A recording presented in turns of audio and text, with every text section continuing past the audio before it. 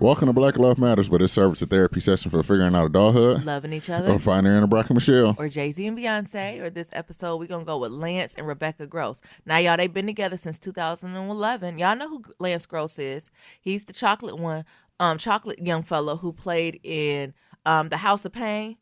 I also confuse him with the other. He reminded me a little Ralph Angel. He's kind of the version 1.0 of Ralph Angel. Mm. And then it's Addis Hodge. Remember the one who played in Underground? They're kind of in the same crew to me, but I feel like he came out first. Really good teeth, beautiful skin. But Ralph Angel now take all his spots. What? Why you say that? It's because you know how they be like, Lance, you too old. Lance, what, 33? They be in the script like chocolate brown brother. Originally Lance Gross, skin now like Ralph. Coffee. You used to get skin like coffee. And then Lance Gross used to get all those typecasts. Now Ralph Angel up in this bitch. Well, can we go pre-Lance Gross to talk about Blair Underwood? Mm-hmm. And then what was before Blair Underwood? Sidney Poitier. No, why did you skip all the way to the 60s? What? No, who the one who played Blade? Wesley Snipes? Wesley Snipes. As I said, it was prototypes in place, and you can see as people age, young black brother, I should say, Lance and them, they still getting jobs, but like that very particular like age range prototype, I feel like they're doing. And who coming for Ralph Angel is Franklin. Yeah.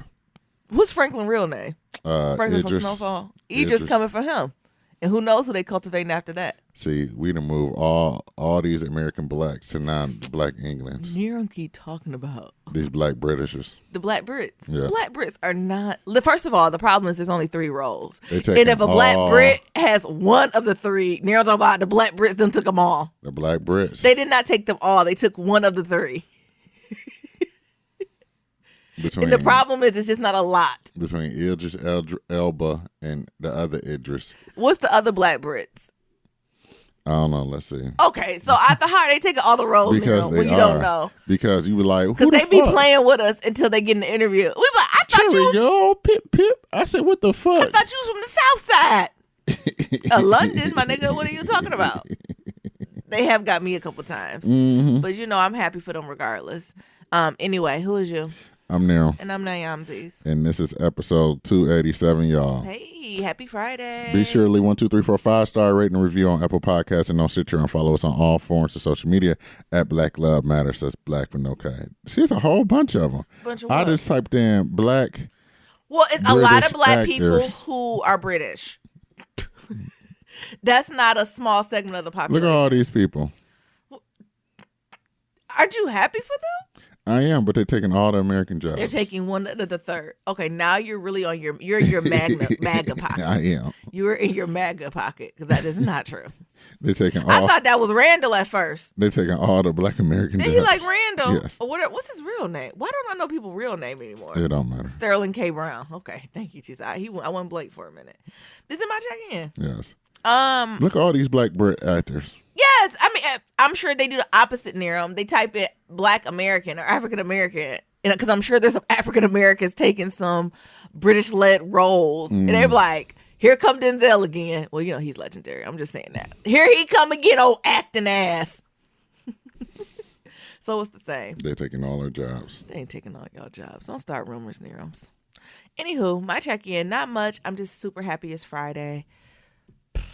It's getting in the phase where I don't know if I want to say long days, short weeks, or long weeks, quick years. I don't know, quick months. It's definitely the days are long, but when you kind of look up, you be like, oh, it's the end of the week? I don't know how that works. Do you feel that way sometimes, Sarah? Mm-hmm. Like just the day goes on and on and on, and then you look up and you're like, oh, well, at least it's Friday. But then I get scared because then it's Monday again. What you mean you get scared? I get Sunday scaries. Oh. Everyone knows that. Do y'all get Sunday scaries? Or I just can't handle it no more. Other than that, getting just prepared to travel some more. So we head to Detroit next weekend. So y'all have all the episodes next week. But the following week, we might have to take another break because we're traveling to Detroit for the marathon. How exciting! Very. How are you feeling about that, Nero? I'm very excited about that. I just been training and shit. So, it's just another race on my schedule, man. I got a lot of races this year. So I'm very excited to have this opportunity for my marathon tour. But I'm kind of excited when it's over too. Are you going to adjust your training when marathon training season's over, or are you just going to keep up? You're just going to keep doing what you're doing and not run marathons?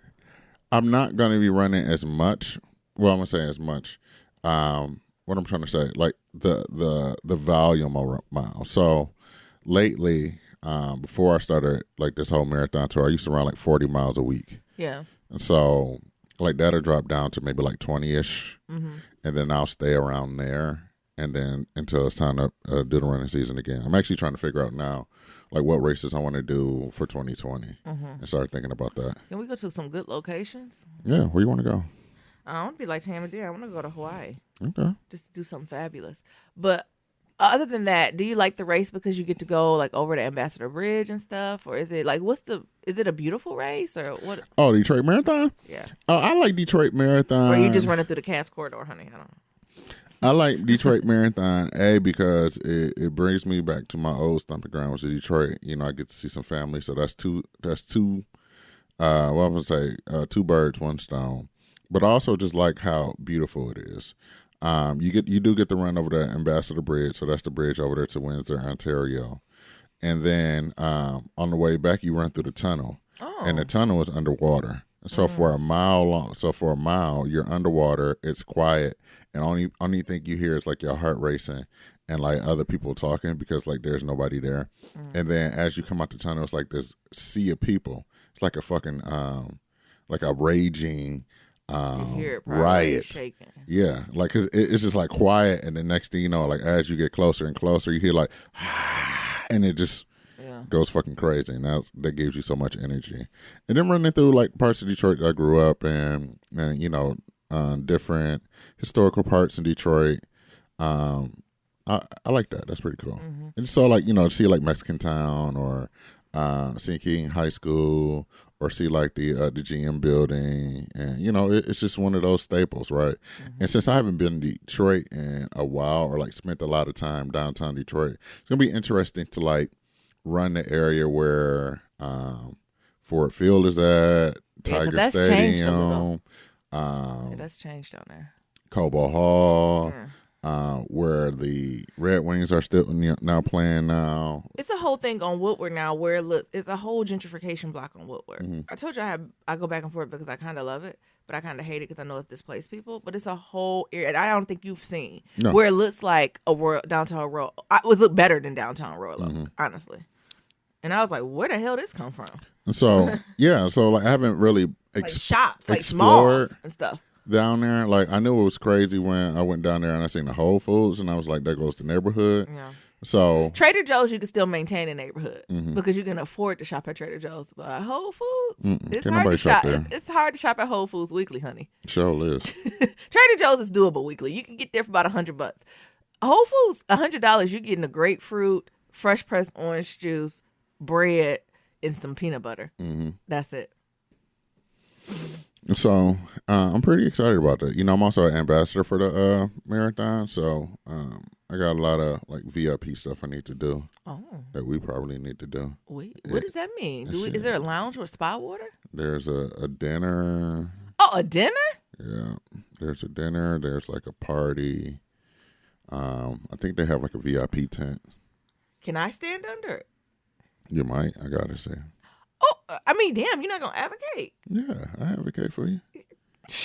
How you feeling about being back in the city, like being with your family and friends, or are you going to be a ghost? Is this a ghost trip? Look, we can say this for our family and friends because they don't listen. Mm-hmm. They sure don't.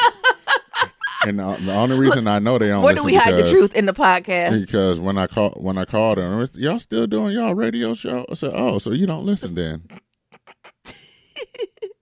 Oh, so y'all still do it? You know, I thought y'all had been quit by now. When people ask me that, I'm like, yeah, I had a whole episode about like our relationship. They was like, what? No, but how are you feeling about that? It's gonna be interesting because we have a friend who's pregnant and it might be due around that time. Yeah. Or the following week, and I just keep telling her to hold the baby in until I get there for the marathon. Well, I keep telling her science don't work that way. I know, but if I said enough, maybe it'll happen. And you know the way Murphy Law works, it's going to happen as soon as you go for the marathon. Mm-hmm. That's when, you know. Hey, Well, at that time, or no, Murphy's Law would be like as soon as you get on the plane. Yeah. Type stuff. But either way, it'll be good. So, that's about it. Like, I'm more or less focused. I know, like, some family and friends are going to see me. And I'm asking Nerum, do he want me to plan anything? And he's been brushing me off. Hello? Yeah. Nerum, hello? Good night. Hello? Is anyone there? Because I know how niggas be. Like, and I don't want you spending a lot of time, like, getting shit together and nobody show up. Because niggas are fickle. If niggas are that fickle, let Nyambi handle all of that. Mm-hmm. But Nerum blocks me sometimes from his friends. And I think that's why I think Nerum's No, you don't. You have all their phone numbers. Because honestly, I think you have all their phone numbers. Set of you friends can call them. I do not have all of them. I think one set of friends will not flake. I think they'll be very explicit of yes, I can make it or I can't. You know what I'm talking about with that? Nope. And I ain't gonna say it.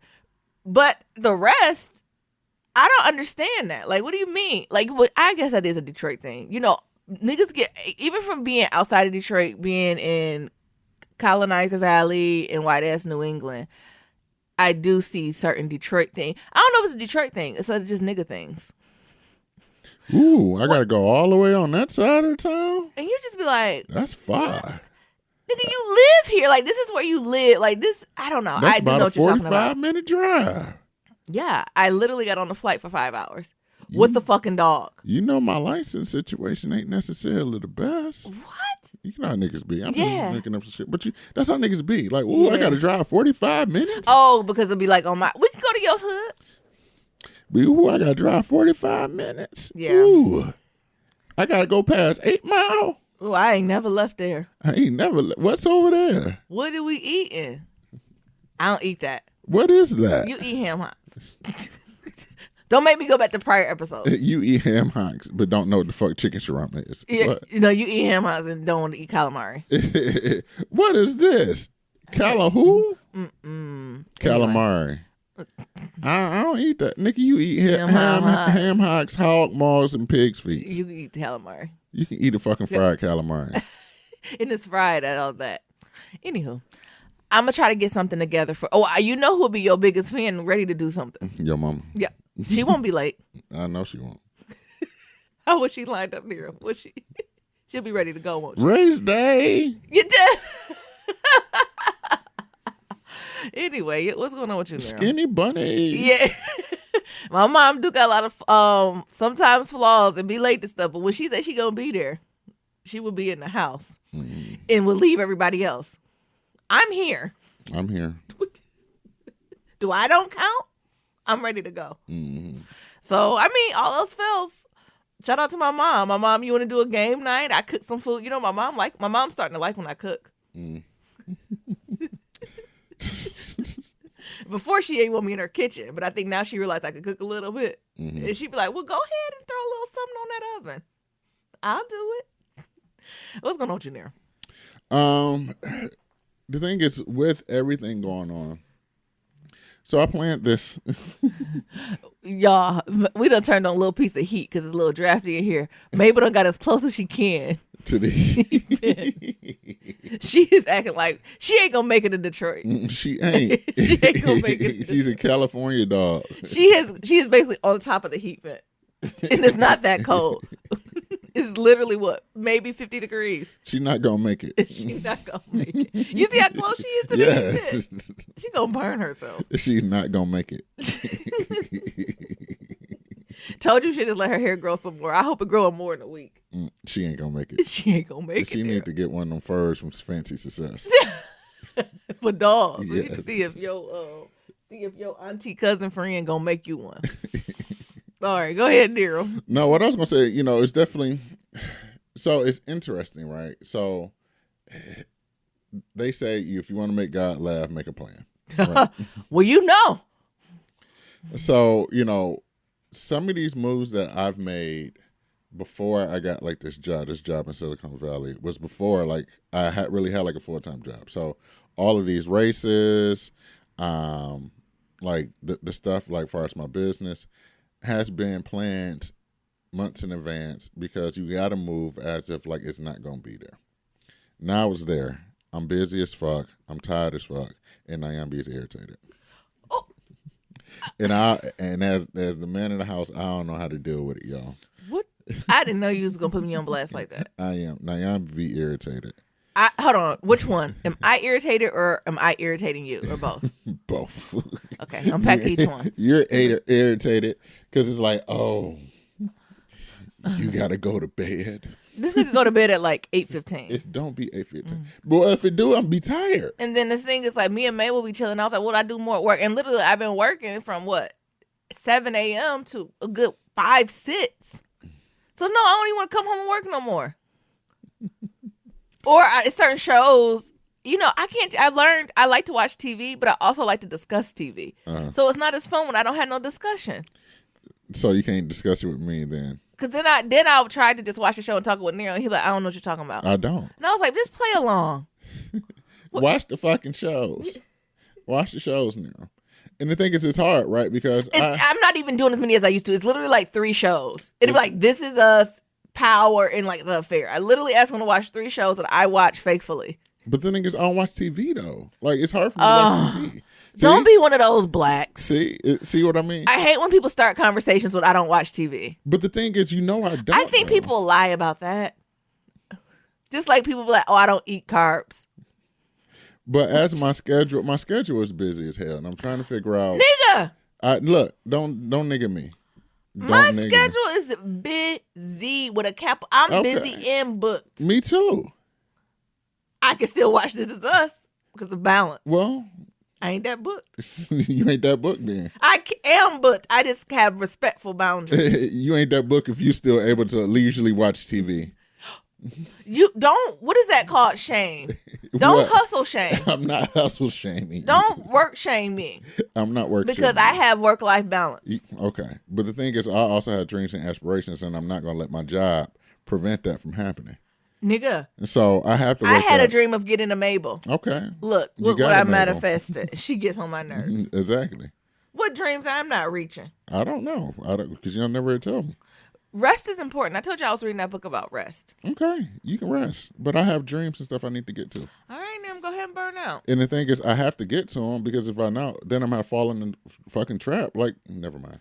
Like, never mind. You gonna say like me? Like the rest of you niggas who don't cry for me, Argentina. Like the rest of you niggas who job become y'all fucking life. I don't want. I thought you was about to start. I was about to tell all the cubicle warriors to attack you with our stapler. No, because not all cubicle warriors in the trap. We know exactly what the fuck we're doing. We're collecting our check. Yeah, y'all checking. So we can do what we want to do after. That becomes y'all life, and that's not my life. And the thing is, it's not all cubicle warriors' lives. And the thing is, I've never had an interest to be a company man. I always had an interest of having my own and having my own and being my own. At the detriment of your family? But in order for me to do that, I still have to wake up at 4 a.m. every day to do what I need to do, then go to work from 8 to 6, then still fit marathon training in there, physical therapy, personal training, and do everything else, and then come home. Y'all hear how pretentious he sounds? Okay. And then come home and be like, you sleepy? Yeah, I had a long ass day. I've been up since 4. First of all, Neil, the schedule you just described is what single moms probably do daily. Okay. So, get in there, Cupcake. How many of y'all mamas and daddies don't woke up for 4 a.m. feedings? And then that little fucker still want to wake up at 7 a.m. and want some more milk. But the only difference is, like, yeah, they do it, and I do it too, and I don't complain. But the thing is, you complain. Like, cause you like, why are you waking up so early? Why are you going to bed so early? So this is really towards me. You're not watching TV. The other stuff is a coy. You ain't watching TV. You're trying to bring other cubicle warriors in here and other normal ass niggas as a coy to try to get on me. You're not watching TV. I just asking for 3 hours a week of TV. So like for 15 weeks. So it's a busy schedule, and I'm trying to figure it out. I'm trying to balance, but it's like, I don't know. Damned I do, damned I don't. Like had the job that I had to be at work at 4 a.m. You go to sleep too early. Now I got this little 9 to 5, and it still don't work out. I mean, Nero, I don't know if you want to do couples therapy on this podcast, but you sound a little rigid. What you mean? I have not heard any adjustments you tried to make.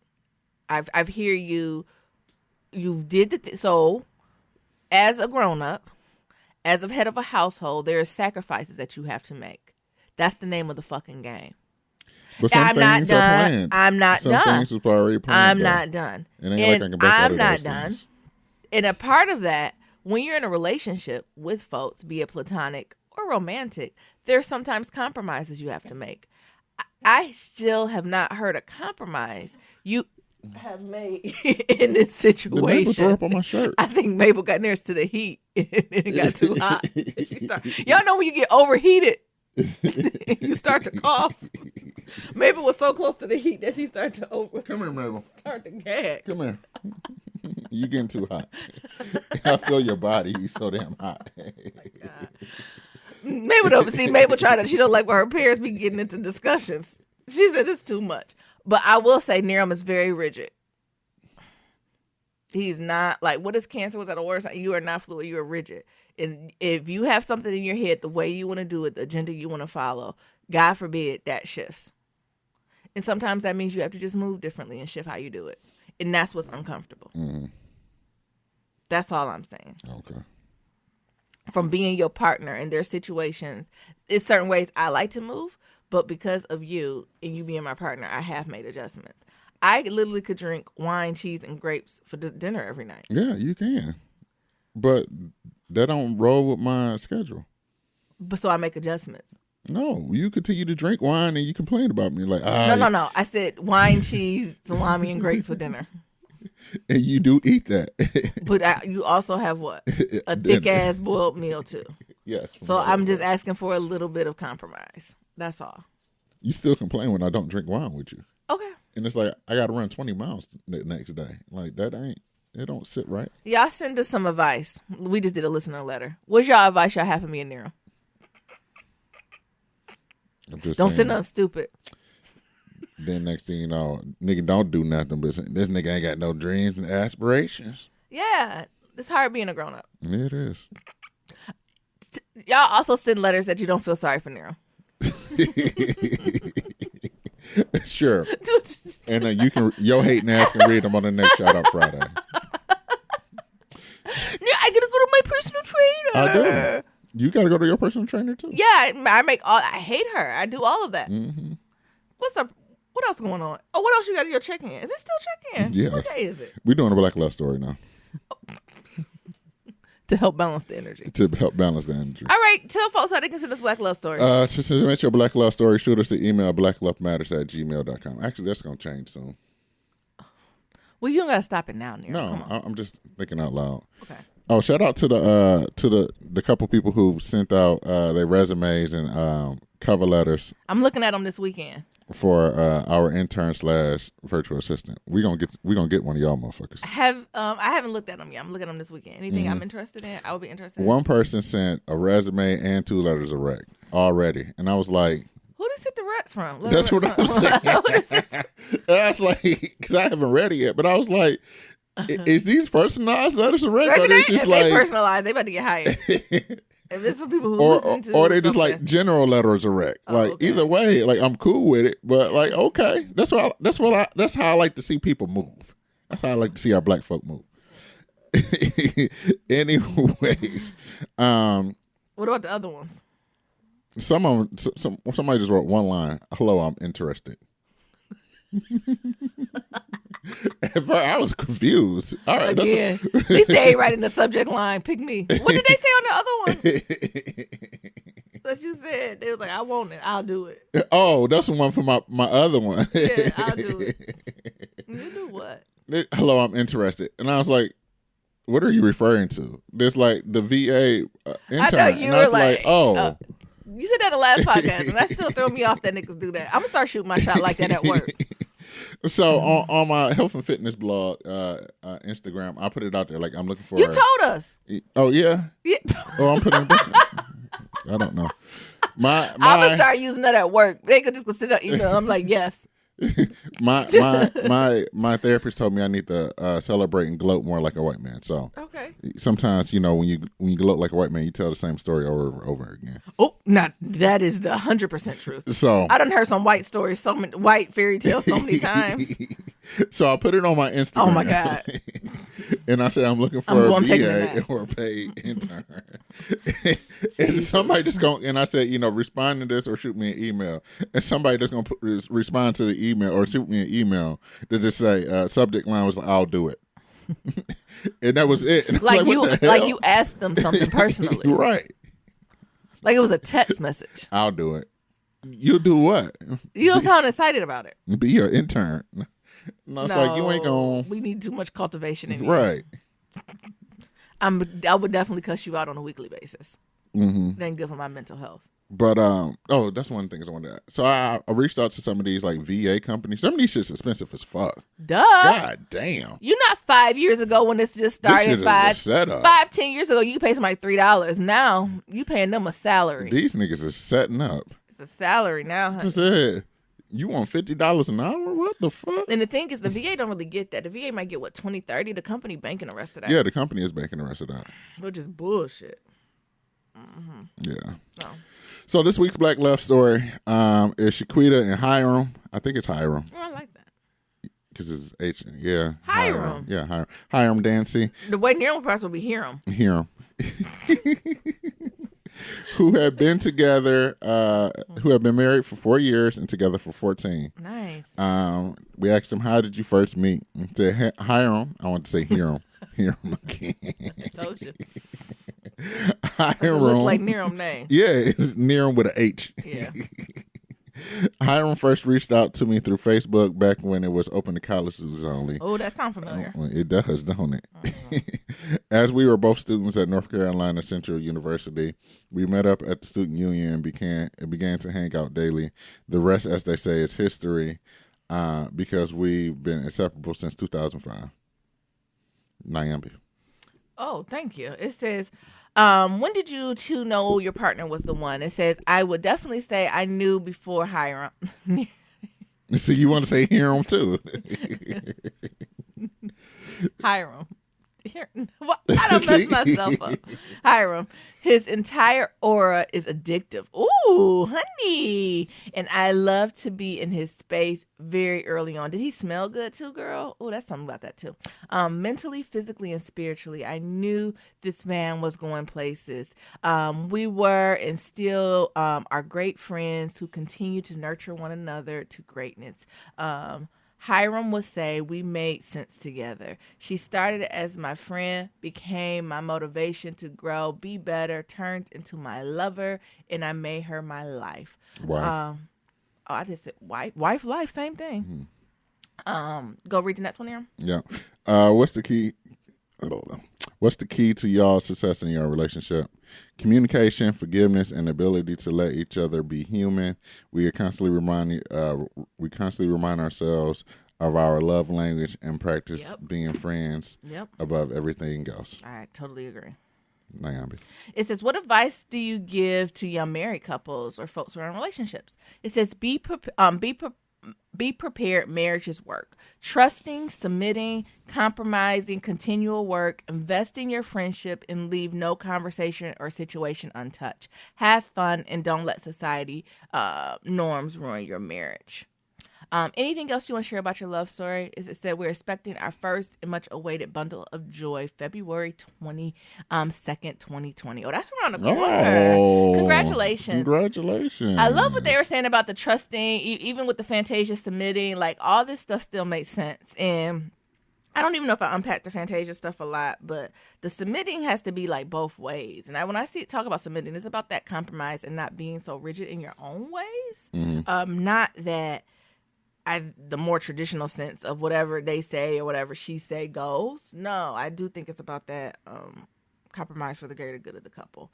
But if everyone's doing that for everyone, you're growing and nurturing together. And it's also something about being friends. Like, do folks know what it means to be friends and navigate in that space and go from there? Anyway. Yeah, so you want to roll into some pillow talk? Yeah, what we talking about today, Nirams? We're talking about World Mental Health Day. Hey. Come on, give us some history. It just passed it. Yeah, so as y'all listening to this, yesterday was World Mental Health Day. What do you meant to think? Because, podcast world, like, the days. We record this on Thursday. So I want to say, like, today was World Mental Health Day, but it's actually tomorrow. Got it. podcast was up. It's an International Day for Global Mental Health Education, Awareness, and Advocacy Against Social Stigma. It was first celebrated in 1992 at the initiative of the World Federation of Mental Health, a global mental health organization with members and contrast of more than 150 countries. This day, each in October, thousands of supporters come to celebrate this annual awareness to bring attention to mental illness and its major effects on people's lives worldwide.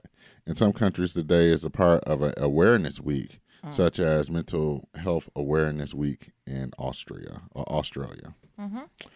So, the one of the things they talked about when I went to go look at the World Health Organization was like, mental health affects you, how you think, feel, behave, and it's crucial at every stage in life.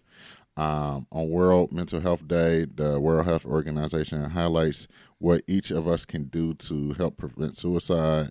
The choices you make every day can hugely influence the state of both your physical and mental health. And here's how you can take today to improve on it. So that's one of the things they were saying. And this year's main focus was on suicide prevention and awareness. So they said every 40 seconds, someone loses their life to suicide. Wow. Thank you for highlighting this, Nero. Mm-hmm. When you think about mental health, I guess we could focus on this year. How do you think it's been? How have you been taking care of yourself? I think that's interesting because I got a physical. I got a lot of therapists. Ooh, you got a lot of doctors. I got a physical therapist. I got a personal trainer. I got a therapist, a psychotherapist. This is how the colonizers stay afloat. Because the blacks traditionally we don't have all these touch points. We don't have all these touch points. Mm-hmm. But I got all these touch points. Say them again. What you got? I got a physical therapist. How many? 2. Oh. Mm-hmm. I got a. And you say no time for Nyambi. What else you got? I got a personal trainer. How that's going? That's going well. Do you talk about your personal trainer? Because it's a black guy. How you feel about that? Our relationship is pretty cool, man. I don't really. Are you talking to me? Yeah. No? Okay. I really don't talk about him much, but he's a cool dude. Mm-hmm. I'll talk more about that. But yeah, that's one of the reasons why I picked him because he was a black guy, and he worked with me at the gym I used to work at. Mm-hmm. But, he probably listening. So shout out to you, fam. Oh, he listened. He probably. Oh. I gave him the link. I don't be giving nobody nothing, honey. No. People be like, "Is this you?" I'm like, "No." What you said sounding the same. Who is that? Oh, it's you. If some of y'all niggas are the feds, some people gon' never mind. What they do? Black Love Matters listeners are the feds. Okay. Some of them was like, I had a news story, and they was like, "Is this you?" And then somebody gonna be like, "Congratulations, Nerum." You need to stop hating. Oh, fed ass niggas. Uh-huh. And I was like, "Who was that?" Now you blocking comments. YouTube why is that a racially charged comment? YouTube, who was that? Why is this blocked? I be playing. I go full on. Who is that? Somebody hit me up and was like, "Hello, Nero. How are you doing today?" And I was like, I don't know no Nero. Who Nero? Who is you? Who was Nero? Who is that? My nigga, who is you? I get a kick out of that shit. Oh, you be playing? Because I go full in.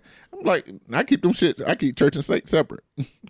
Come to my other shit and talk about hello, Niram. How you doing? Talking about love is ever involved. Who's that? I'm a play your ass like I ain't never knew who the fuck Niram was. See, that's why I can't even play y'all. Because I can't even pretend.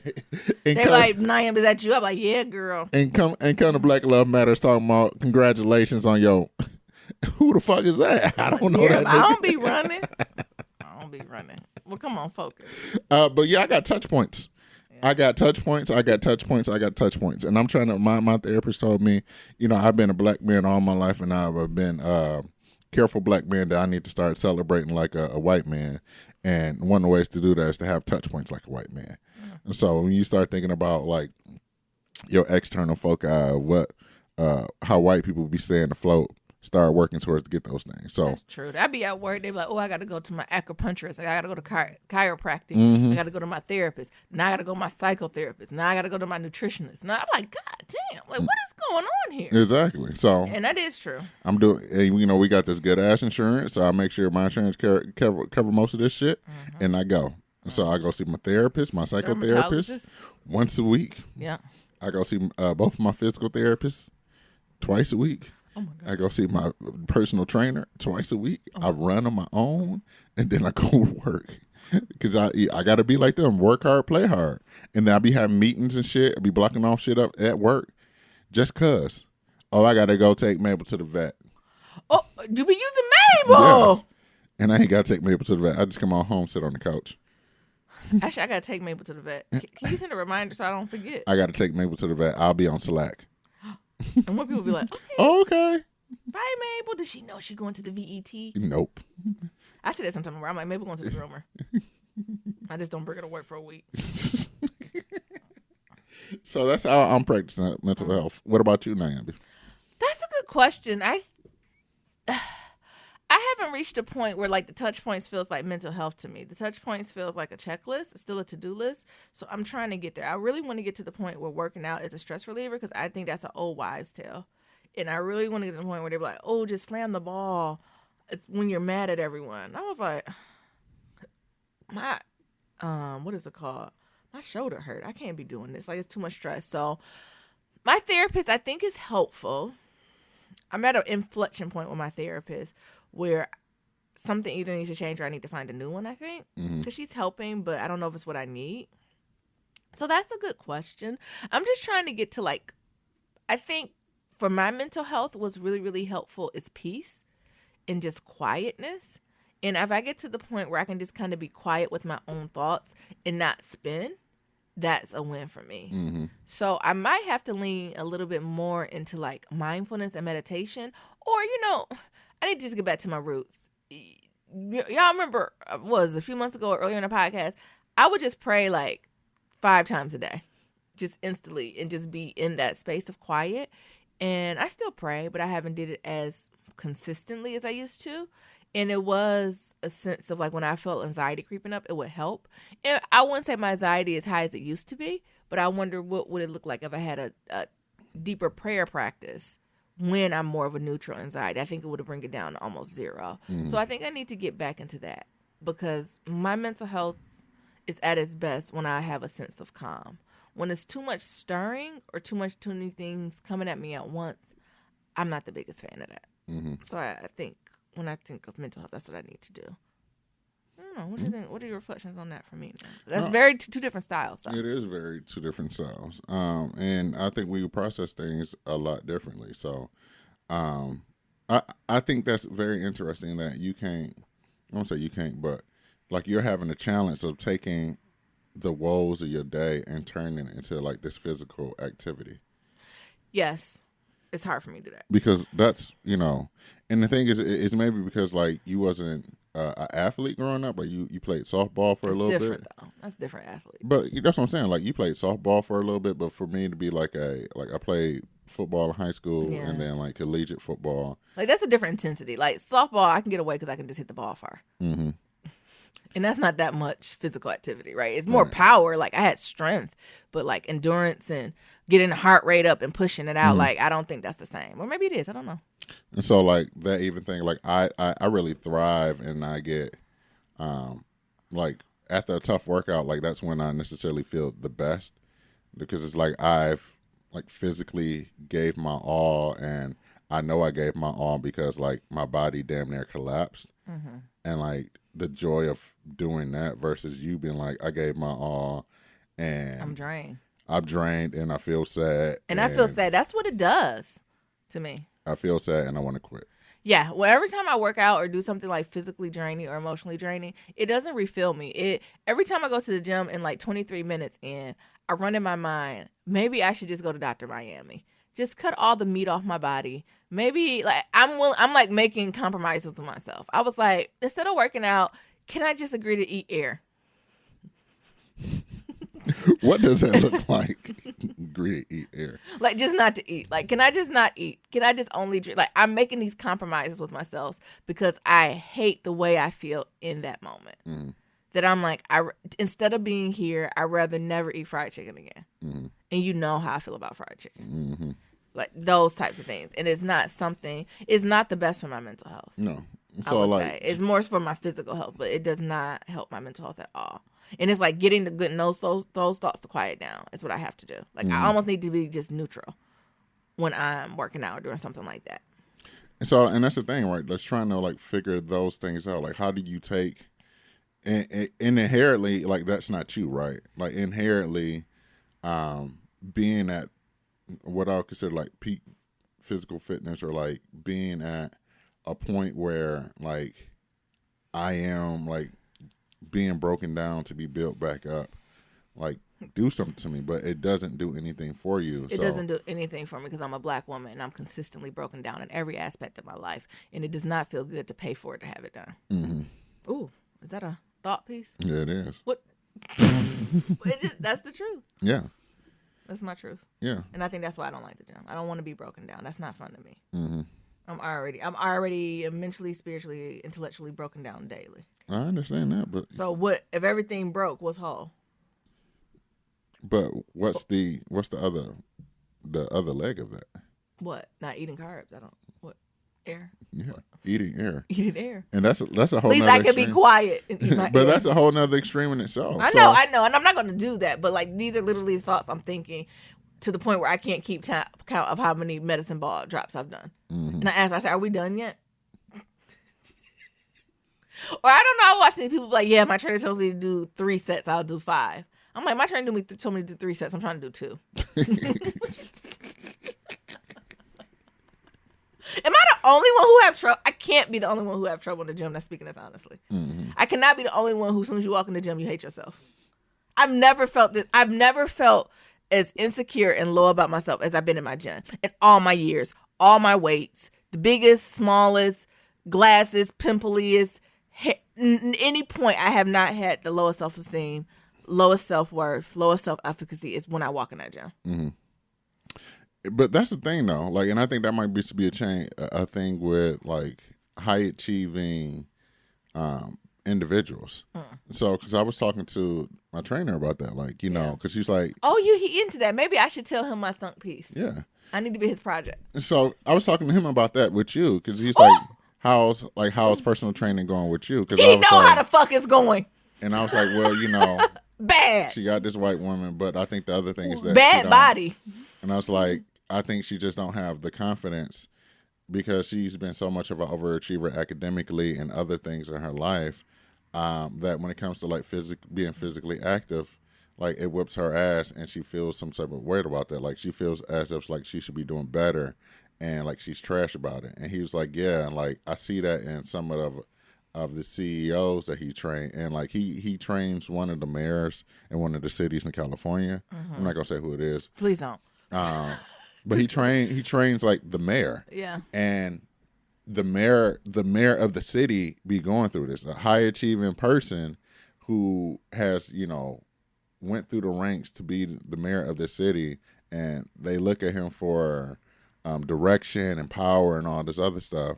And then he comes to the gym and he damn near like breaks down and have hissy fits because he can't do the ball slams right. And he's like, but I have all this other power, and I can say shit and people do shit. And I can say jump and people say how high, but when it comes to this gym shit, I can't do this. Mm-hmm. And it frustrates the fuck out of me. Mm-hmm. And I think that's where you're at too, is that like you have influence, you have impact, you know, you got this podcast, you do great work at your job, you got influence at your job. Whenever you come up with quaint words, like everybody say the shit, you know, when you say things, like people listen. And like academically, you always been like an overachiever when it came to like academics and things of that sort, or like you just applied yourself. But when it comes to this physical activity stuff, like since you don't have necessary confidence for it, like when it's time to do it, like you feel like you're a failure because you spent so much time in your life succeeding in other things, and it's maybe because you leaned into the things that you succeeded on, or it was a lot more easier. Shout out to Strength Quest. I leaned into my strengths. Yeah, like you leaned into your strengths and like never leaned into like any of your weaknesses. And like when you start leaning into your weaknesses and you see this chink in your armor, you be like, I'm trash. This is fucked up, and I don't want to do anything no more. I don't know. That's what I'm thinking. I don't know. I do hate it. That is one for certain, two for sure. So we'll see. So even my therapist, when I start doing it, and I told her, she was like, "Oh, this doesn't seem like this brings you joy." I was like, "Oh no, it's not even. It steals joy." I said, "At least steals 30 seconds of joy out of my day." This is the slowest. It's like a stairs to get to the gym. I like walk up the stairs slow. It took it to the point where the first few weeks I wouldn't even leave my place to the time my session to start. I would be late consistently. And like, I'd be back. I need to change. She's like, "Bitch, your session." Your session is starting now. And then sometimes she like try to go over to the point. I said, no, just 1 hour. Like it ended at 10:30. No, I don't want just because if I got here at 9:36, I still ended 10:30. Like shit ended 10:36. Yeah, because no, bitch, you paid for an hour. I don't give a training. fuck. I don't give a fuck. You didn't pay for the hour, that block hour. You paid for an hour of training. I almost feel like I was trying to set myself for her to cuss me out. But she's not. Look, when you have a financial transaction, she's not going to cuss your ass out. She's going to make sure your ass is there, and she's going to make sure that she's giving you everything she got. Because I wait for her to cuss me out, to have a rhyme and a reason. I'm ready to throw my medicine ball and walk out. I already planned to walk out of my head. Oh, my God. But I don't know. It's something to think about. Black Love Matters. Y'all have something to say about it? Y'all got some, as you tell Niram about him not spending enough time with me and not watching This Is Us. Do y'all got advice for me going to the gym where I feel my lowest? Even clothes. Like, I feel like the clothes I wear, maybe I need to go get a Gucci workout outfit. I don't know. Symbols of liberation. Yeah. Just everything about it. So you want to get into the shout out Friday? Wait, did we process mental health day? I guess we done told y'all about our mental health. We just talked about our How mental y'all health. navigate y'all mental health? How is it feeling for y'all? What are some high points? How do you navigate through it? What are some of your triggers? Right? What are the things that you're like, yep, that's what sets me off, or this what sets me spiraling? What's the thing that helps you get back on track? Y'all send us emails about that. All right. Shout out Friday. Shout out Friday. And so as always, leave a 5-star rating and review on Apple Podcasts on Stitcher. Shoot us emails at blacklovematters@gmail.com. We'll read them on air. So I know it's been kind of frantic, but we gotta frantic. Oh, frantic. I ain't know with what our you schedule said. And stuff like that. Yeah. Irregular. So It has been irregular. We will get back to norm. I will say we maybe got a couple more. Y'all got until about Christmas. Yeah, probably right around December, and then we'll get back more consistent. We'll be your road dogs like December going on, because we're gonna miss maybe a week in October. We're gonna miss a week in November, but then after that, we're gonna sit our ass We're down. gonna probably miss 2 weeks in November because I got New York City Marathon. Oh yeah. We got New York Marathon. Holla at us in the new year.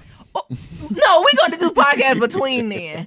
But no, it might be like once or twice a week instead of 3 times a week. That's all. That's what we're trying to say. But by that first week in December, we'll be back to consistently 3 days a week. So just bear with us. It might be some replays. Might not be nothing. But no, we just haven't disappeared at all. Yeah. Alrighty. Because, some people was like, can I get a proof of life? Niggas just Yo, we've been doing this almost 300 episodes. All right, we got one wonderful podcast by Erica Badon, and it says, I love this bold and entertaining podcast. Y'all are shining a light on Black love and bring hope to me and mine. I'm also a fan of the current events discussed on each episode. Niram and Nyambi are hilarious, and they give lightheartedness when discussing difficult topics. Here's your 5 stars. Thank you. I'm reading the email. This is from Sylvania. How you saying that? Sylvania. Its subject says, a liar, a deceiver. It says, cousins, I've missed y'all so much. It's Sylvania. I'm trying to find the episode of y'all talking about the funeral home in Detroit that stored them hidden babies and bodies. What episode was that? It was so long ago. Oh, we got to let me do some digging for you. I know it's not funny, but your commentary took me out. They was having them in the roofs. I don't think my Lord would let me do it. I'd be soft. I probably said this. Did you imagine you seeing your coworker putting the body up in there? Oh, I would be going straight to the police, then to church after. I play it off. I'm like, oh, I ain't gonna tell. Don't worry about it, Brian. Child, I'm going straight to the police, and I quit. Anyway. But the commentary took me out. I just wanted to listen to get in the season of things. The name of the group who sings Liar is Profile. Nelly has been touring since this Spelman scandal. Oh, he did do something shady at Spelman. I forgot about that. He still hasn't married Miss Jackson. Oh, is he still dating her? I guess. In my head, Nelly and Ashanti still together. Quite frankly, he's another Diddy, but the St. Louis version.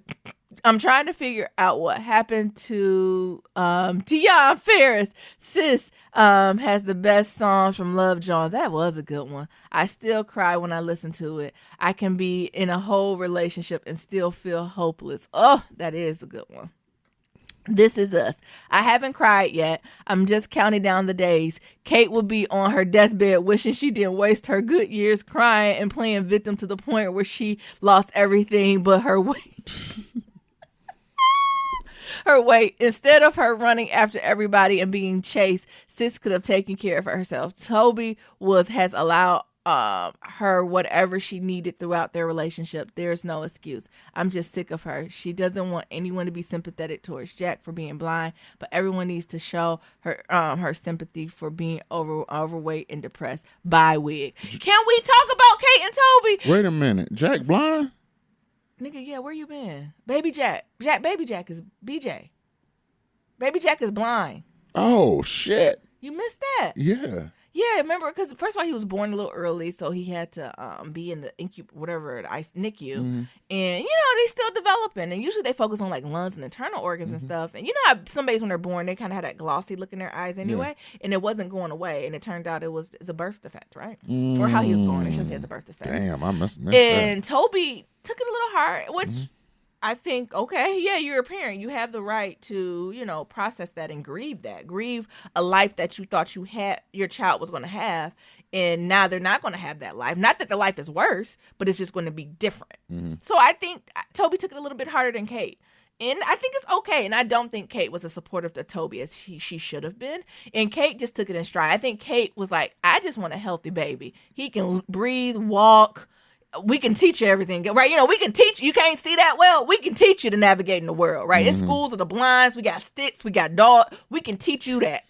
Sticks and dogs. You can, though, right? I just how Kate processed it. But she was like, cool, he can't see. He a baby. We get this in early. He good. Right? He don't know no better. You don't know what you don't got, right? So he's going to be able to navigate in the world. So I think that's how Kate took it. And that's how she kind of went through the motions of just kind of getting him the best care, getting the resources, connecting with him, engaging in him, right? Even as a baby, you can see that she had him like touching different textures, saying what the things were a lot earlier than you would compared to if a baby could see it. Mm-hmm. And that's how she processed it. But Toby was like, fuck. Like, some people just need a fucking moment to say, what does this mean to have a blind child? In the way, like Niram would do probably, the way he took it out is Toby hit that midnight CrossFit. And the thing is, he was hitting that midnight CrossFit in secret to the point where I ain't believe him because I watched Love and Hip Hop Huntsville, and Martell always told Melanie he was going to the gym, but he had a whole ass girlfriend on the side. But Toby really was going to the gym at night. And it ain't noticed till Toby and them went out to dinner with a friend. And, being bigger, first of all, that hostess should have known. I was a hostess, and when you have folks who are a particular size, you do get them a table, right? Or have it where the table can be pulled out, right? That's just customer service and being courteous and thinking for the needs of your guests, just as I would do the same if someone had a kid, right? Like I would put them in a space where they can even put the car seat or put a kid. So, all right, that's just good customer service, period. Anticipating the needs of your guest. So that hostess was wrong for putting Kate in that tight ass booth. But during that, like Kate kind of, you look at your man from the side because he had a nice suit on. Because, when you at home, you kind of can't tell if your partner gained weight because you wearing that same big shit from undergrad, right? So the oversized robe, stuff is look different when you just home chilling. Especially I can imagine you got a newborn. You probably just throwing on whatever you got to throw on because they're going to throw up on it. Right, whatever smells good. Yeah, right. But when you out, you kind of put on your little Sunday's best. Toby put on his little blue Cobalt jacket. And with the, what's the man called? Athletic Fit. Mm-hmm. And you know how Kate see him from the side of her eye? She's like, well, maybe it's the way the sun hitting you. Then took off 5 pounds. Kate done got home and said, take off your clothes. Now Toby bashful. He talking about what you talking about? She said, take off your fucking clothes. What type of shit is that? Take off your clothes. And that's what he said.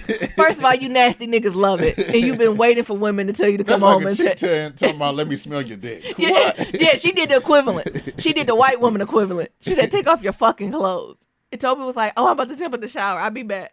Like, he going in the shower fully clothed with his suit. And she was like, take off your fucking clothes. And now he just take off his jacket. She like, the shirt too, motherfucker.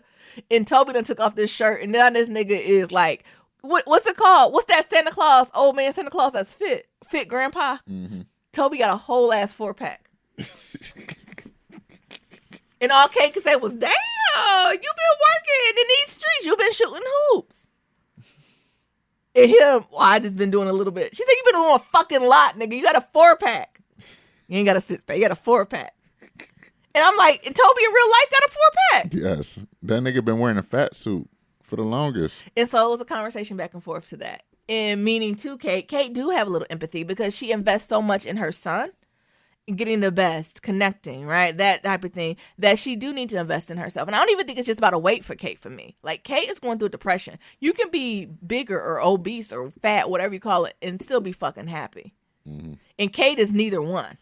Right, so your physical health is on the decline. You're not the happiest unless you help on Jay. Like, it is something to that Kate needs to unpack. Where I think Toby does have his mental health battles he's fighting, but he's trying to find an outlet. Mm-hmm. What you think? You ain't see that scene? No, baby. When she was like, "Take off your jacket," she was right because you don't notice. Sometimes you see your partners in the right light, and it be the both ways. You be like, "Oh, where you done picked up that keg from, or where you done picked up that 4-pack from?" And it just happens. You go from there. Mm-hmm. What you about to say, Nero? Nothing. You got a story to tell? Nope. Can you tell the story? I don't have a story. Yes, you do, because you're skinning and grinning. I'll save it for the next episode. Because you don't got no joy usually. Not all the joy done came to your face. Hey. What you gonna say? Therapy. That's what happens when you have therapy. Oh, my goodness. Next, Love and Marriage Huntsville. First of all, I don't trust any man with lowercase, uppercase teeth. What? What the hell is lowercase, uppercase teeth? You know when it be jigsaw. You know when it be like. Oh. Did you type it in? No. Or did you type a picture of him? I was checking to see my Slack was going off crazy. Anyway, Marsau can't be trusted with the overemphasized lip to hide the peekaboo teeth. I'm tired of Tish saying inside it for excited. Excited for excited. Either she is comfortable with her lifestyle or dumb as hell. Either way, she needs to realize her husband is an ain't shit Negro. I'm glad her mom is there to get him together. Marie's sister tried to warn him about his premature decision. He belongs to the streets. How do you get married or be in a relationship without communicating something that paramount? Melody's been going upstairs. She's been pregnant 3 times. She knew she was pregnant. Stop. I told you, Melody, he upstairs. So is you. Power. Power should be called Survivor. The writers must have been writing for Disney with these fictitious plots. They've never been around an alleged drug dealer a day in their life. Bring the writers from Snowfall over there to help these fools. I agree. Some of the power stuff. All these niggas need to go to jail. Well, 50 Cent was supposed to be consulting, and it was. He, it was decent the first couple. Really it's been a while, 50. It's been almost 15 years. Yeah, bullet holes still hurt the same though. Yeah, but the game has evolved. And technology has shifted. And some of the things you were doing 15, 20 years ago ain't gonna cut it on the streets. And that shows. Lastly, I had a dream about y'all a while back. I needed to stop listening to y'all before I shut my eyes. I could see Nero, but I couldn't see you, Nayambi. You were like Wizard Kelly. I saw a profile of you, your arms, your legs, and that's it. I laughed so hard it woke me up. I knew it was y'all because of Mabel. I hope y'all get some much needed rest and enjoy your weekend. Hey, Mabel. Sincerely, Savannah.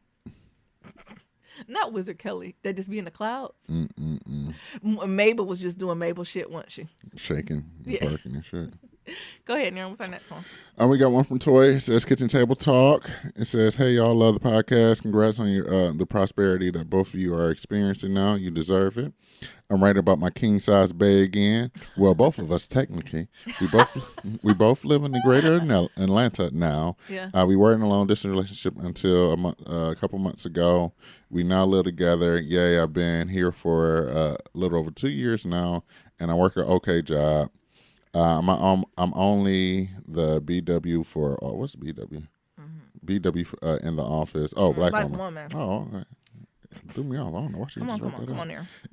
In the past trash, they just gave me a 50-cent raise. Oh my God! Sometimes that 50-cent raise be disrespectful. And not trying to make me a slave. Thank you. Next, I taught for almost 6 years, but have been doing clerical work for 4 years now, and I have a BA in English. Bay has a BA in political science and a BS in psychology and a paralegal certification. He also has several IT certifications. Y'all got degrees like thermometers too. Look at y'all.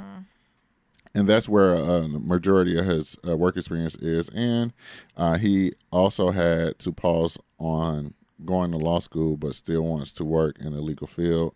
He's been applying for legal support jobs, but keeps being told that they want someone with legal office experience. He has reached out to a lot of places asking for volunteers in order to maybe add community service to his resume to no avail. And I think even without it, he's overqualified and should be given a chance. But who am I? Anywho, we're both on currently job hunting, and we are getting burnt out already. Mainly Bay. He came to move in with me with a pretty good savings, but he'll fine for a few months without income. He'll be fine for a few months without income, but he's getting itchy though. What can we do to avoid burnout and the nature of each other in the meantime? And nurture each other in the meantime. Our pick is below. Attach our resumes. I love that. What you think, Aaron? You gotta treat it like a job and time box it. Like, because when I was going through my shit and like not having a job, like, yeah, like as a dude, you be like, that's the only thing I ever wanted in my life is a fucking job. And then you got to do it. But looking for a job is already a job in itself, and you need to time box it and treat it as if it is a job while you still doing your other stuff. So if you got a part-time job or full-time job, like afterwards, you need to like go to another place, whether it's Panera Bread, the library, and be like, this is like my second job, and do everything you're gonna do there, and like not do it at home, because next thing you know, like everything starts rolling together when it's at home. So you need to time box it and go to a separate place that has internet where you can do it and put a time limit on it, and when it's done, it's done. You can go to the next thing. I think you also have to find an outlet to process this with, and it might not be each other. Yeah. So I think sometimes it gets burnt out on a couple when that's all you talk about and that's all it circulates. So I think it's very important for each of you to find also other outlets, friends or family that you trust, hobbies and shit, that you can say this, like to be like, damn, it's so fucked up, I can't find a job, right? Because if you're talking about that all into your partner naturally they want to kind of jump in and solve. Where honestly, it's timing. It's just about timing and being consistent, persistent. It's a game. It's a numbers game. So eventually something's going to land. So I think, again, making sure you have an outlet. I think you should have somebody else to talk to. So almost when you come to your partner, you telling them, yeah, I applied to X jobs today. I did this. And it's kind of a move on. Instead of, yeah, I applied to this job, but this is my 105th job, and I can't. You need to already process that and get that pushed out. And again, since I know you don't have a job, you need to find a free hobby or a cheaper hobby to process that too. If you're looking at certain types of jobs, you might want to do non-traditional type stuff. So I know you tried volunteer community service, but have you looked into like nonprofit organizations? Have you looked into higher ed institutions for these types of jobs? Have you looked at, we're getting into election seasons. Have you looked into volunteering for certain campaigns or working for certain campaigns too? So have you looked into government work? So I think it's time for you to start looking more of the non-traditional areas. Have you looked into tech? So a lot of times we traditionally like to go to our bread and butter, what feels easy, what seems the normal path. What would be the complete opposite? So what's something you have never thought of? Have you ever thought about tech companies and looked in the tech company, right, and see what are they hiring for in legal? also with legal and that y'all type of background, you can do program management type of work. Like, what is going on? Like, how do we just think creatively about the work that you want to do and putting your hand in the hat for some stuff? And I know you said, you feel like you're overqualified. Everyone's overqualified. Mm-hmm. Like, don't get caught up on that, because you'll start telling your narrative and you'll start spiraling. Like, none of that, it don't matter. Like, your job is just to get a foot in somewhere, because it takes a job to get a job. Yeah. The thing is, everybody's qualified. Everybody's overqualified because everybody got a damn college degree on some real shit. So, we are getting to the point where a bachelor's degree ain't shit. Like, it's the new high school diploma. Like, everybody has it. Like, I was looking at even a job that was like master's degree required, and like the pay was like $14 an hour. And it's like, are you serious? Yeah. Yep. Exactly. Like, this nigga done went to school for all these years, and you only gonna give this person $14 an hour? Exactly. For a master? With no insurance, no 401k, or no flat schedule. At least let me work from home. Right. This is modern day slavery. Yeah. I also agree on that. Talking to somebody else. You have to. Because when you talk to each other about this shit, it's going to weigh on you. Eventually, it's good, right? Well, at the beginning, because y'all support each other, you understand each other, but it's going to weigh on each of you subconsciously. Yeah. Because I was going to say the most frustrating thing that I was going through when I was looking for a job is talking to Nyambi about job stuff. Because she'd be like, well, how is it? And the things that I sort of, what jobs do you apply for? It's like, I don't want to talk about this. Like, I spent so much time looking at these jobs, having phone screens that, like, the conversation becomes cyclical. Yeah. Like, what a phone screen looks like because I described it to you. You know how many I've had. Like, what an in-person interview looks like. It just gets frustrating. So you got to talk to somebody else about it. And you got to do other things. Like, also in the meantime, I know you feel as if, like the only thing you should be doing is like looking for jobs and like just only doing that. But that's how you burn yourself out. You got to do other shit. You got to find other hobbies. You got to find joy in the meantime while you're still looking for, trying to find this job. Because if not, you're going to burn out and you're going to start resenting each other. Yes. Because you like, all this nigga want to do is apply for jobs. He don't want to do nothing else. He don't want to go out. Mm-hmm. And this nigga's like, well, I got these savings. I only got savings for this amount of time. And then when it's out, and I need to get a job. So, like, I understand both of that. Like, we went through that as well. But you have to, I would say, talk to somebody else, like a third party about this, like a friend. Like I had Nia, who I would just talk to. Because, like, it became a draining thing because, like, people want to support you. And they think, like, the best way to support you is to like bring it up. So like how this idea of accountability. Yeah, like help. Well, how's the job search going, Niram? And it's like every time you talk to me, you don't need to bring up how's my job search or like you got any leads yet.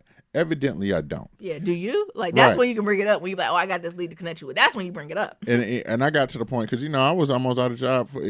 I was out for almost a year and a half, right? Yeah. Oh my god, how did I do it? But God. Like, I was out of job for like a year and a half, like, and I was doing part-time stuff, but, like, it got to the point where I started to tell people, like, don't ask me about job stuff. Unless you got a lead. Don't ask me if I got any interviews. I got interviews. Don't ask me what I'm doing. You know what I'm doing. Mm-hmm. Like, let's talk about something else because it became, like, the biggest frustrator in my life because, like, it's the thing of, you trying to get a job, like already got these feelings about it, and you trying to understand, like, I'm overqualified. Yeah. I got all these degrees, these certifications. You try to tear it to your self-worth. Yeah. It's not. Your job is not your self-worth. Yeah, and I got all these degrees and certifications, and it's like, I know I'm a good catch. Why ain't nobody picking me? And you got family and friends asking you the same thing. Well, what's going on? Yeah. And that, it just is not helpful as much as they think it is. Like, it's more frustrating and, like, toxic. Becomes like a toxic thing. Where I have just to tell people, like, don't bring up job stuff. Like, let me bring it up. Yeah. Because, like, you ask me every day. It's like, well, how it's going? You got any bites? How was your interviews? Like, that is not helpful. Yeah. It's not helpful at all. So, hopefully that helps. And the other thing I would say, it might get to the point where you got to work at a bot store. Mm-hmm. And that's okay. Like, I don't think y'all are there now or he's there now. But if you got to work at a bot store, if you got to work at a FedEx, if you got to work at a Trader Joe's, if you got to work at, like, a Macy's or a Nordstrom's, or just to make ends meet, you got to do it. Know that it is nothing wrong with that. And that is completely admirable. Yeah. I know sometimes folks see that as, like, a loss. Yeah, they see it as a failure. It is not a loss or a rock bottom because I would be your testimony. Now, Nyambi had to work at a bot store for almost, a year? Mm-hmm. And I flipped that to a very comfortable, enjoyable job right now. So like I want to just speak life into you to know that this chapter you're in, this journey you're going in, you're exactly where you're supposed to be. Even me, like I work front desk at a gym. I had to be at work every day at 4 a.m. to open the doors for rich motherfuckers, right? And it wasn't until I was like, all right, I'm here. I need to make. This is where I need to be here. I need to make way and make the best for it and start doing other shit. Where that's when I got the opportunity from one of these rich motherfuckers that was there. Yeah. To be like, you doing all this, and they start understanding your story, and they start understanding like you got all like you the way you talk. You don't supposed to be in this position. Yeah. And they start wanting to know like more about your story. Yeah. That then they be like, you know what? I got somebody for you. Yeah. So sometimes it is trust about that journey. You don't know where I don't know who you believe in. I believe in the Lord, honey. But you don't know where the Lord, the grand architect, the universe, energy is sending you. Mm-hmm. And this is exactly where you're supposed to be. Maybe you're supposed to drown at that savings so you can go work at the bond store to meet somebody to connect you to a broader cause. So I would just encourage you to stay steadfast. Know that at the end of the tunnel is a light and not a train, and continue just to move forward. Yeah. Yeah. Want to read the last one? Yeah, I'll read the last one.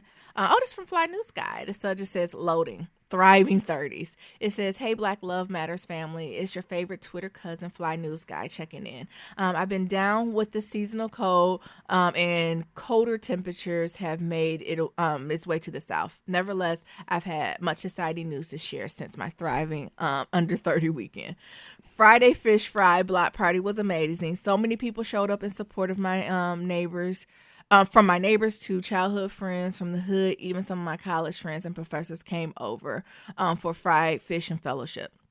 In total, we raised more than $450 to help fight against AIDS in the metro Atlanta area. Here's a video to show you how much fun we had on the west side of Atlanta. We're going to have to link this or something there. Saturday was like a dream come true. To be named one of the 14 thriving under 30 honorees from my alma mater. To stand in front of my family as the first generation high school college graduate of the family put tears in a real nigga's eyes. It's still an honor to receive this award during the final quarter of my 20s as I approach my 30th birthday on the 26th of this month, which moves me to my next topics, 30s. There was an interesting topic happening on Twitter that same weekend. With this meme, what should you expect in our 30s? Any tips? Is it really like your 20s with more money? Can't wait to hear your thoughts. It's turning the new 18 again. Much love, Fly News Guy. Maybe this should be Monday's episode. Yeah. 30s is lit. I don't give a fuck what nobody says. 20s was cute. I don't want to go too deep into it because it was like 20s is just, it reminds me of like Big Mouth. Does that make sense? Like, the Big Mouth on Netflix, where you just kind of coming into your own, you come into your sexuality, you fucking a lot. You just free, you just doing shit, like you discover your big boo, like you're just discovering shit. But 30s is like that, but you got sense. And you got a little bit more stability. It ain't even about the change, right? The change, because it's 20s, you can have some change less than 30s. But I think you just know how to move different with your money. I think 30s is the shit. Yeah. And I don't know why there's this umbrella or this cloud around, oh my God, I'm turning 30. And I can only imagine 40s and 50s is better because I can just imagine that account and that the lots of fucks just continue to decrease. Exactly. And just knowing who you are, what you stand for, what you don't stand for, the way you can just blow and the nigga disappear. Like, I don't just that a person don't matter no more. Disappear. Don't matter. What'd you say quickly about your 30s, Nero? It was lit. How lit? Very lit. It was lit. You out of your 30s? No, I'm still in my 30s. Don't you it's getting better, ain't it? It does get better. Yeah, if I knew, maybe we'll have because you know how to. The thing is, you have experience on your hands, so you know how to move differently. Like all levels, professional, personally, sexually, intellectually, you just move a lot different. Yeah. Than 20s. Because you got a lot of experience in your hand and you move. I would say that's more or less the benefit. Like you move. But you still got the youth on your side. You got the youth on your side, but you still can move it a little bit different, especially if you've been through a lot of hard life shit. Yeah. Like you move a lot differently. Yes. Is that the name of the episode? Yeah. You move different. You the move 30s. different. Oh my goodness. 30s is great. All right, we got one voicemail. Y'all sent emails about how beautiful 30s is too. Huh? Yeah, 30s is it. I can imagine we got 40s some grown ass niggas on here. It's a privilege to grow old, and sometimes I don't think people especially honor as a black man. People don't honor the privilege it is to grow old. Because it's either two options: die or get old. Yeah. Okay. We got a voice. Hi guys. Hi Miriam. Hi Naomi. This is hear. This is Sammy. So I'm honestly just calling to talk about two shows: Power and Love and Marriage Huntsville. I've been meaning to call in and talk about a whole bunch of shows, but it's just too late. But Love and Marriage Huntsville, Martell and Marshaw, I don't know if you've seen the most recent message, but I just don't understand the buffoonery. That's their mental. Martell's mental, he wants the cookie to be a good husband, which means he shouldn't cheat. And Marshaw, his wife asked him, hey, are the rumors true? He's like, well, should you ask me that question? Nigga. I was just like, what? What? And then Tariq in Power, I'm kind of happy what happened to him. That's all I have to say. I'm kind of happy. I kind of wish it had happened a little bit earlier. Should have been had his I think, Miriam, you're running this week, which is why you guys have been gone all week, and I need y'all to come back. But yeah, I really just called in for those two things. You guys have a great remainder of the week. Have a good one. Bye-bye. Thank you. Thank you. Yeah, Love and Hip Hop Huntsville be a lot. Like, I love the idea initially because I thought it was going to be a lot more regular people. Mm-hmm. Of course, successful folks, but just more attainable. Because, sometimes Love and Hip Hop, you be like, child, what are y'all doing? Like, y'all just having lunch in a Hermes store, like, this don't make sense. But at least with Love and Hip Hop Atlanta, Huntsville, it's like, oh, okay, they have themselves a successful business. They're able to have homes, but it's like achievable home. It was just a lot more grounded. But some of the niggas is just on 1,000. Mm-hmm. And are y'all in marriages and relationships like that? I wouldn't know if I asked him directly if he cheated on me. He'd be like, why you ask me that? Nigga, because I think you cheat. What do you mean? Why? Like, I would have just I would have been such good television. And I'm hoping Tish was just doing that because she knew the cameras was rolling. But I would have got fire in my soul to be like, well, don't sit here and question me. The fuck you think I'm saying?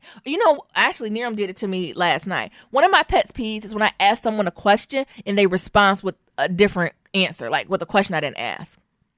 For example, I'm like, is the sky blue? And somebody be like, I like chickens. That has nothing to fucking do with what I just asked you. I'm very big on that. So as soon as he said, I feel like that is a sign of disrespect.